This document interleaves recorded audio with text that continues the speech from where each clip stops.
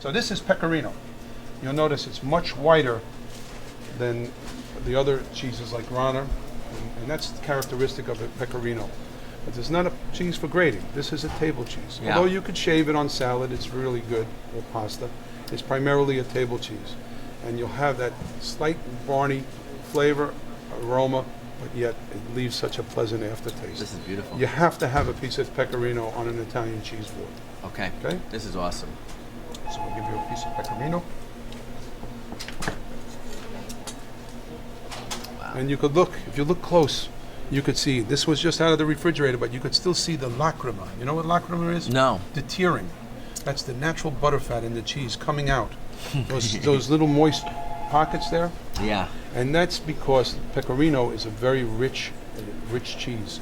And often you'll see some of the tearing of the cheese coming out. That tasted great. It's clean. But obviously the pecorino, I love pecorino, and for me this is, some people think, for me, I eat pecorino, just the way you serve it to me. Yeah, as is, and it's a great cheese. It's beautiful. And finally, for the last cheese of your cheese board, okay, is something very unique and very special. In fact, it's only seen in one region of Italy, the region where we come from, the region of Basilicata, which is in southern Italy. It's the caciocavallo, which is a cheese made from cow's milk. And this one is what we call invernaccia. Invernaccia means that it's soaked in the skins and the grapes of a particular wine. After they press the grapes, they get the juice to make the wine. The remainder is The skins of the grapes embedded into the cheese and allowed to age together. That's where we call invernaccia. And this is the vernaccia, which is all that grape must and seeds, and this is going to give you that wonderful enhanced flavor. Now let me cut this. I've never seen something like that before. This is only, right now, this is only in the Palos, and maybe 2 or 3 shops throughout Italy, with the exception of the cheesemaker. This is a handmade cheese in the region of Basilicata. No, I'm being held. Yes.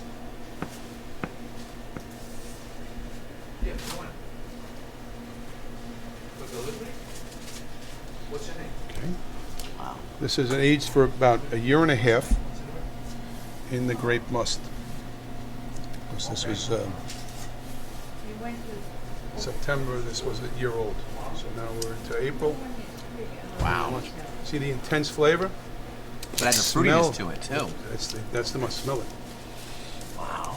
So this is a cheese that you're going to present on the plate with the grapes around, and it's going to be the cheese that's going. Notice how sweet it is. As sharp as it is, it leaves you a sweet flavor at the end. That's that fruit that you're saying. This is like obviously it is a one of a kind. That's No crazy. question. There's. So, Mike, we got 3 olive oils. I'm going to give you a taste. Okay. The olive oils are from 3 different regions of Italy. Italy has 20 regions, as I mentioned before, but 18 of the 20 regions produce olive oil. What makes olive oil different from one area to the other is the type of olive, much in the same way as wine. Right. Type of olive, the climate, whether it's hot, whether it's a little cooler, whether it's inland, whether it's coastal. So I chose 3 different olive oils for you to try. 3 very different. From northern Italy. Okay. This is from the region of Liguria. Liguria is what we know is often known as the Italian Riviera. Portofino, Cinque Terre, Sanremo. These are Genova. These are famous areas in the area of Liguria. This here is 100% Tajasca. That's the native olive from that region. And it's the first one I'm going to have you taste, Okay. because it's the most buttery, most delicate of the 3. Now, just one thing. In tasting olive oil, you would want to taste it at approximately 80-85 degrees temperature to get the full flavor. This might be just a little bit cooler than that, Okay. but the quality of these oils, these are what we call estate olive oils. Estate olive oil means that all the olives are grown on one property. Okay. They're picked, and within a few hours are pressed on the property and bottled on the property. That's what we call a tenuta. and that means that the olive, it's a guarantee that these are the olives of a specific type and hand-picked and selected and pressed all within a few hours, and that's very, very important. So first try the one 100% Tajaska. With that, take a smell, just a few drops on your tongue, and breathe in. And you're going to get a little bit of the flavor. And then you see how it sits on your tongue, this particular one? Yeah. It has that buttery feel, very silky, buttery feel.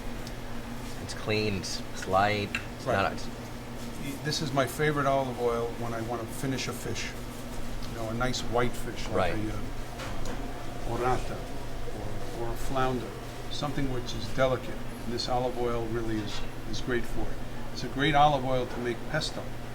It really complements your basil, your pignoli nuts, everything comes together, your yeah. pecorino and your grana cheese. So it's a good olive oil for pesto and pesto genovese, Genoa, Liguria. Everything seems to come to work together in the environment. The second oil, now we're going to go all the way down to the opposite end of Italy. It's from Sicily. This one here is a single olive variety as well. It's from Alberto Galufo, which is a master olive oil producer. And this one is called, the type of olive is Cerisuolo. And this is from the area of Trapani, Sicily, very close to Trapani. And it's very coastal. Trapani is a seaport town famous for the mantanza. The mantanza is when they go and they slaughter the tuna. It's the slaughter of the tuna when they seine all the tuna once a year. And all the local fishermen from the island that's just off of Trapani Fabriana would go out, literally row themselves out and position the nets around and pray for the tuna to come towards their nets, literally calling the tuna. And then they would seine them, bring them in, and that would, the entire island village would be supported from that harvest of tuna for the whole year. It's an amazing event that's more tradition than fact today, because today tuna is a big business, and they're being not harvested, being caught all over. If we can open the bottle, it'll be okay. There we go. And this is a very thick olive oil, as you can see, in comparison to the delicate density. Yeah. But I want you to smell this. Smell the aroma. Wow, it has a fruitiness to it. It's very fruity, has the aroma of freshly cut grass, and when you taste it, we like to say it has the finishing of a green tomato. Wow. That's Cerisuolo. It does. Extremely, extremely fruity olive oil, and this is my favorite olive oil on vegetables. I brush this on vegetables, then I grill it. Absolutely fantastic. Wow. Now, you see what happened? We call that pizzica. You know what pizzica is? No. A little pepper finish Yeah. at the end of the olive oil. And that's actually a desired fact. It tells you the olive oil has got high polyphenols. It's, olive oil is very healthy for you. Yeah. It's high in antioxidants. And the higher in polyphenols, the longer the olive oil is going to last as well. You know, people often ask, what's extra virgin mean? Extra virgin means very low acidity. It has to maintain a certain requirement to be called extra virgin, and that means a low acidity factor. Acidity is something you cannot taste. Right. It can only be tested, much the same way you would check the acid level in a battery, so to speak. But the higher the acidity, the less the oil is going to last. The lower the acidity, the longer the life. And there's 4 things that make olive oil go bad. It's a good point to know. Okay. One is heat. You never want to store your olive oil in a hot environment. Okay. The second is light. As you can see, these are all protected because they're in a dark bottle Right. from light. The third is oxygen. The more oxygen that goes into the olive oil, that's going to break. Remember, olive oil is an antioxidant, high in antioxidants, but oxygen will actually destroy the oil. As you're going down and using more and more of the oil, you would find that it would last less and less because there's more air into the bottle. And finally, time. No matter how you keep the oil, no matter how eventually the olive oil will go bad on you. And the higher the polyphenols, the longer the life, the lower, quicker the life. Okay? And then finally, the last olive oil I want you to choose from is from the center of Italy, from Umbria. This one here is from the town of Montefalco. Montefalco is a mountain town that's situated between Perugia and Spoleto. It's famous for a wine called Sagrantino.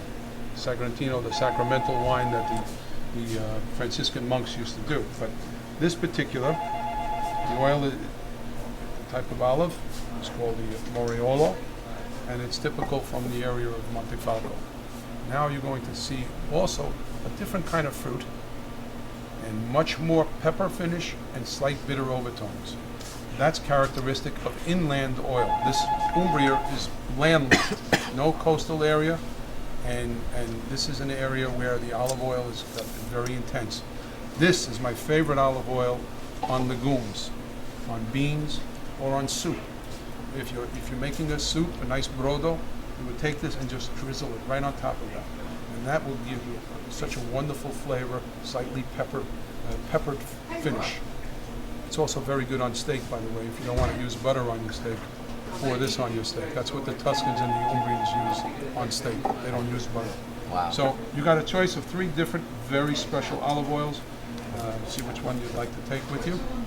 They are all great. They are all totally different, but I think we'll kind of. I go back to what would fit Graffiato and what we do. I think would be the middle one, the one from southern Sicily. Italy, from Sicily. Yeah. Where is your heritage from? My great grandfather was from Naples, and my great grandmother was from Puglia. Okay. Well, at one time, Naples and Sicily were together. We called it the Regno di Due Sicilia. Puglia is on the other side, on the Adriatic side. Yeah. Which is a spectacular area for food as well, for cheese and for olive oil. Right. And perhaps the next time we'll get to taste some of the products from Puglia.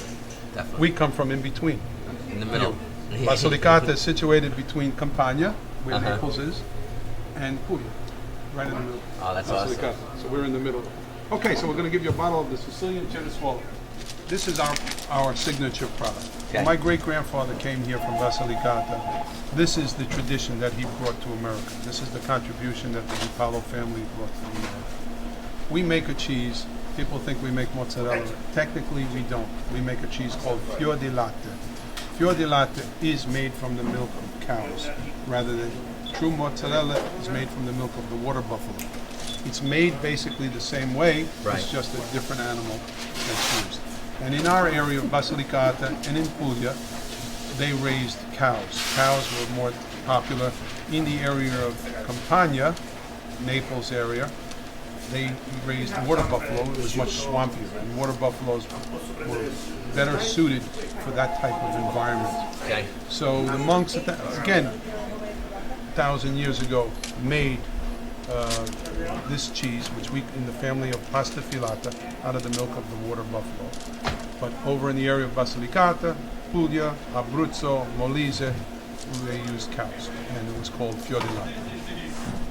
So let me give you a taste of this right now. Good mozzarella, you hardly have to chew. Just be careful because, as you can see, it's very, very milky. See the milk coming out of it? Yeah.